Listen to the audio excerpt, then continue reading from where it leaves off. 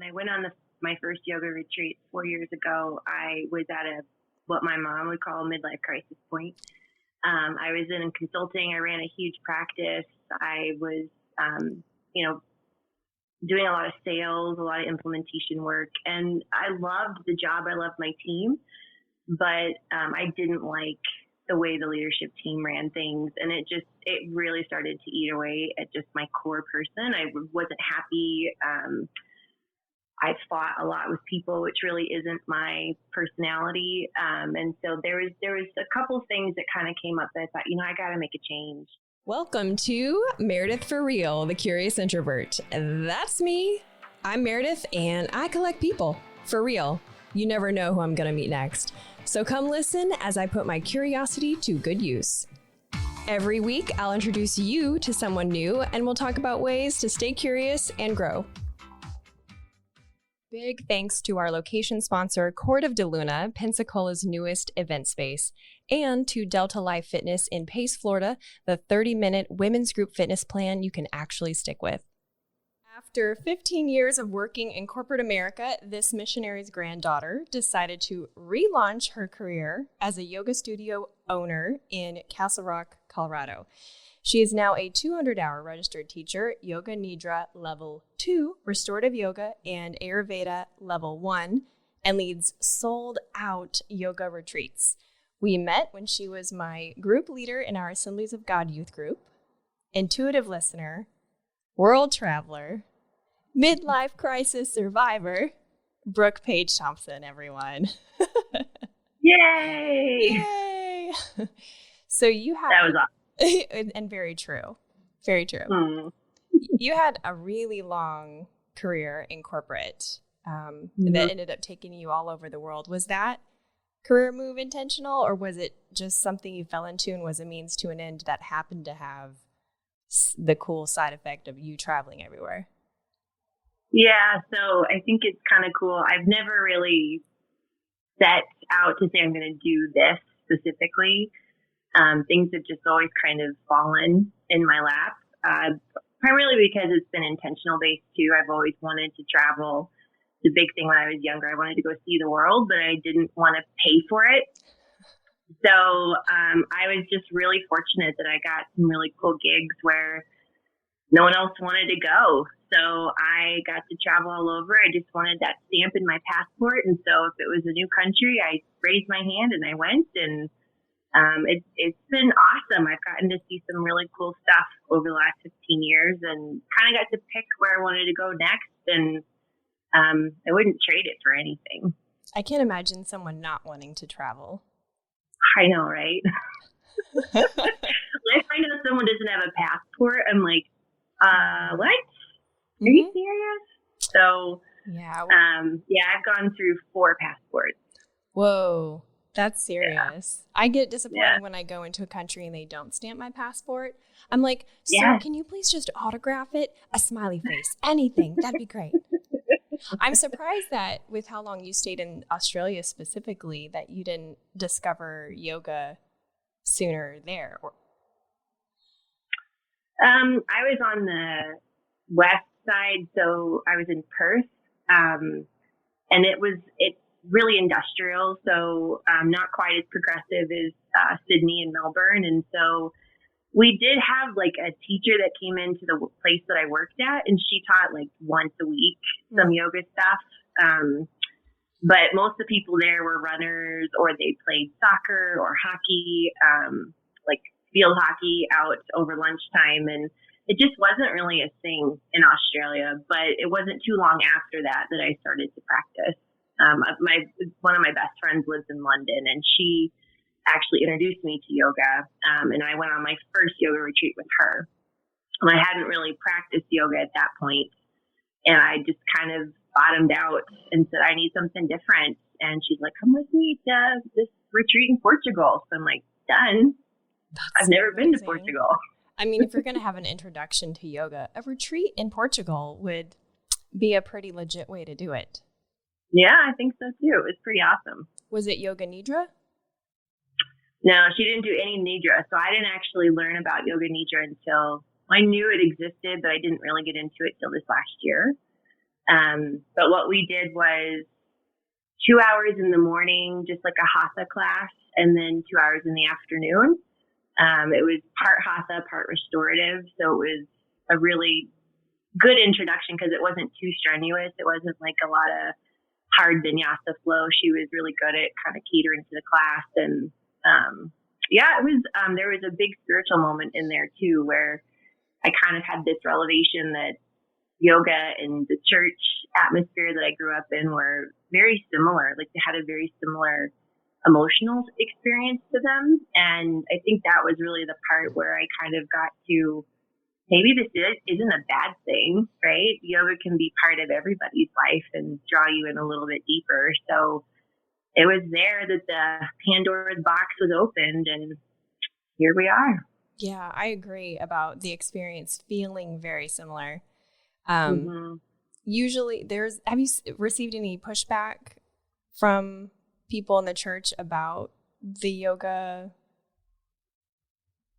No, I think the most interesting part was, my parents didn't really have an opinion on it. I think they were just happy I found something that kind of gave me an outlet that was still a very positive thing. My grandfather, who was a missionary in Alaska and then ran the Pentecostal church in the Kansas-Oklahoma district for 50 years, he didn't really have a lot of thoughts on it, but you could tell he was processing like, oh, you practice yoga. I've heard of this, but does that mean you like pray to Ganesh and these Hindu gods? And, and it's still a journey with him to be like, you don't have to really espouse to the Hindu religion to practice yoga. It can just be something it's very physical.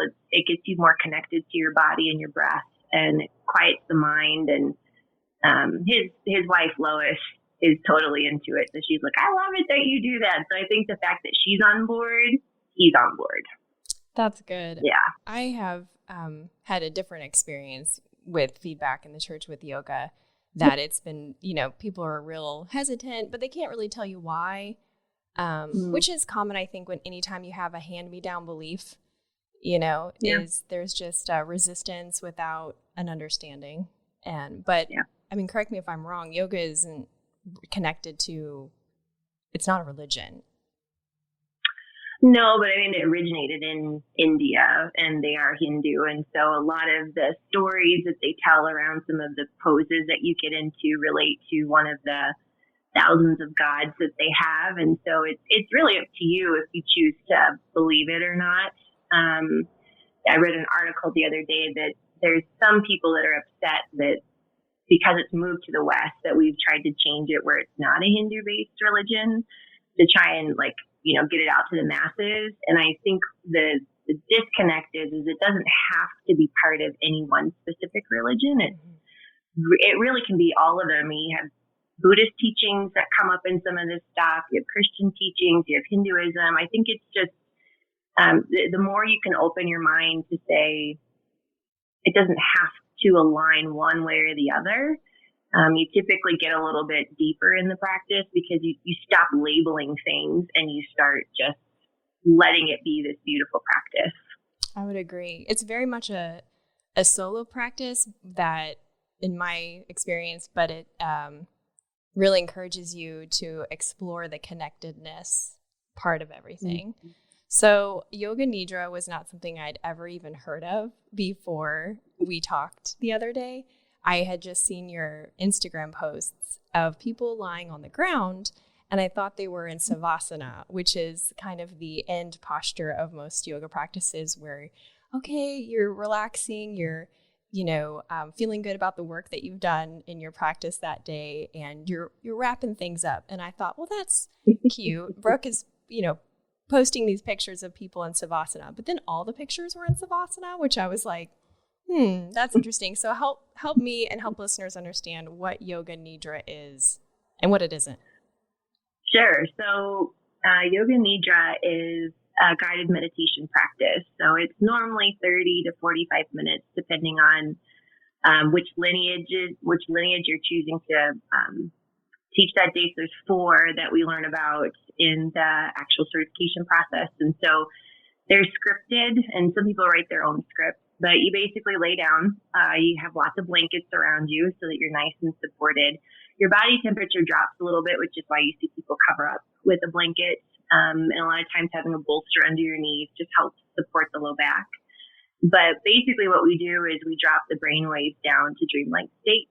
And what it does is it allows your physical body to really meld into the ground and your energy body to start to lift. And there's a lot of research out there that shows that when we allow that to happen, it's almost like when you sleep at night, your body starts to naturally heal itself. But this is, you're still conscious while it's happening. And so we start with some guided breath work. And then typically there's some touch point recognition in the body. So you go through your hands, up through your shoulders, down to your feet. It's just to help ground the body more into the earth. And then we typically go into a state of visualization where you are guided through a park where you see beautiful flowers and colors. There's all kinds of different versions of this, but what we try to do is activate the third eye center, right between your eyebrows, which is where your creative space is, and that's really where most people believe your religious connection is as well, is in the third eye. And so the more we can engage that and get you to drop your brainwaves even deeper, your body starts to just release energy that it no longer wants to hold on to. So people have twitching in their hands. They have, their feet tingle. Some people see lots of things, like visually. If you're very creative, you can have a lot of images come up. But you come out of it after 30 minutes. It's like 4 hours of REM sleep. That's amazing. And it's just a really amazing practice. So I actually teach it over lunch now, a 30-minute class on Mondays and Wednesdays, and it's been really good for everyone to take just, they walk out of their office, they come over and take a quick 30-minute Nidra, and they go back, and their whole day's transformed because they've released all that gunk from the morning, and then they can come back refreshed with kind of a new perspective. So I think it's one of the coolest practices you can do. It's amazing. I wish you were here. Although I appreciate that you sent me that YouTube link, and I am excited to try it out. It reminds me of somatic theory. Have you heard of that? Just briefly. I mean, I'm not really familiar with it, but I understand it's the theory in part that says that trauma and bad memories and such are held physically in different places at a cellular level in our bodies. And there's scientific data to back it up. For example, children who experience sexual assault, unfortunately, are more likely to get cancer as adults. So it's not woo-woo all the way. But you know what EMDR is? Mm-hmm. So some of what you're describing, EMDR is a therapy, which I don't know thoroughly either, but I understand it's like a talk therapy that goes a little bit deeper and pulls out some of these traumatic experiences for the purpose of releasing them, not for the purpose of dwelling on them. So it's all of it together has a really cool way of like bringing more intention to the way that you're living every day instead of just automatically waking up and, carrying the burdens that you've always carried. I studied health and human services in college, and one of my professors said, wherever you go, there you are. You take your baggage with you. And so many times we don't take those times to be intentional and drop the baggage, drop the weight. So, and obviously your huge move from 15 years in corporate to now being an owner of a physical brick and mortar yoga studio had huge, we'll call them chunks, intention chunks with them. So how did you tap into that? Hey everyone, it's time to take a quick minute and show gratitude to our sponsors who make this show possible and give you some special offers. Delta Life is ladies group fitness in Pace, Florida, and I've been a member since 2016. I get bored super easy, and I'm great at talking myself out of exercise, like expert level 5,000. So having a class to show up that's different every time has been winner, chicken dinner for me. And with it just being 30 minutes, there's really no reason not to go. Plus, they do fun social stuff like Christmas pajama parties, little black dress events, and challenges. You can get your first class free to try it out. You can even come with me. There's no annual contract. It's all fitness levels, free childcare. Plus, if you mention the Meredith for Real podcast on your first visit, you'll get a free 5-pack of classes, so you can really see if you like it. Check them out at deltalifefitness.com. And also thank you to Court of DeLuna Event Space. I freaking love this place. We shoot the show in the groom's room, which is complete with a pool table and all of the awesome memorabilia in the background that you see when we're shooting. But there is also a bride's room with 5 individual lighted vanities. Big deal if you're getting ready with your bridal party. There's a huge indoor space and outdoor courtyard with jumbo Jenga and checkers. The whole place can do events for up to 1,000 people, and it's in downtown Pensacola. There's an on-site coordinator, and I'll tell you, she did my wedding, so she's the real deal. You've got to see all their pictures of the cool events they've done and the community events that they have coming up. It's not just weddings, it's car shows, corporate events, 80s theme, New Year's party, masquerade ball. You can see everything on their Facebook and Instagram. Just search for Court of DeLuna. In order to make that move, because it's one thing to go, you know what, I'm angry about something and I'm going to decide not to be angry, but you don't need to make any huge shifts in your life, with career or relationships. But yours was a huge shift. Yeah, and it was a few years in the making. So when I went on my first yoga retreat 4 years ago, I was at what my mom would call a midlife crisis point. I was in consulting. I ran a huge practice. I was, doing a lot of sales, a lot of implementation work. And I loved the job. I loved my team. But I didn't like the way the leadership team ran things. And it really started to eat away at just my core person. I wasn't happy. I fought a lot with people, which really isn't my personality. And so there was a couple things that kind of came up that I thought, I got to make a change. And that's when I found yoga for the first time. And I quit my job. I took a little sabbatical. I had a lot of emotional gunk to go through and wasn't really sure what I was going to do. And so I went back into corporate, which, right, is the most logical thing to do. Not really. Because I was so afraid of how am I not going to support myself and financially, how does this work? And, my husband was really very insightful at that point when he was like, well, when have we never not been provided for? And when you really think about when you go down a path and you're there for the wrong reason, it typically starts to erode. And it was this last year, my last job I had, we can spend a whole episode on that job. But what I think I came down to the realization of is I'm a teacher.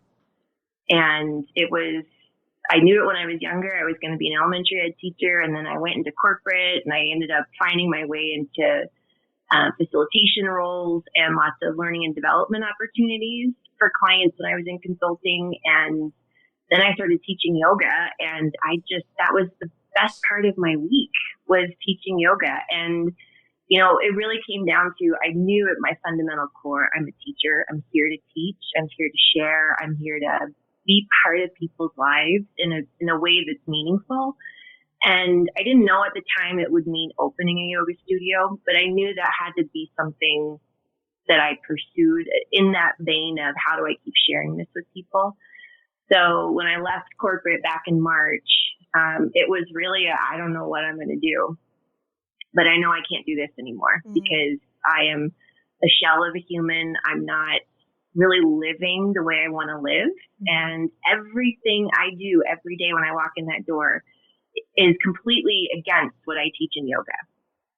And so there are two dichotomies that never intersect in the middle, and I just can't do it anymore.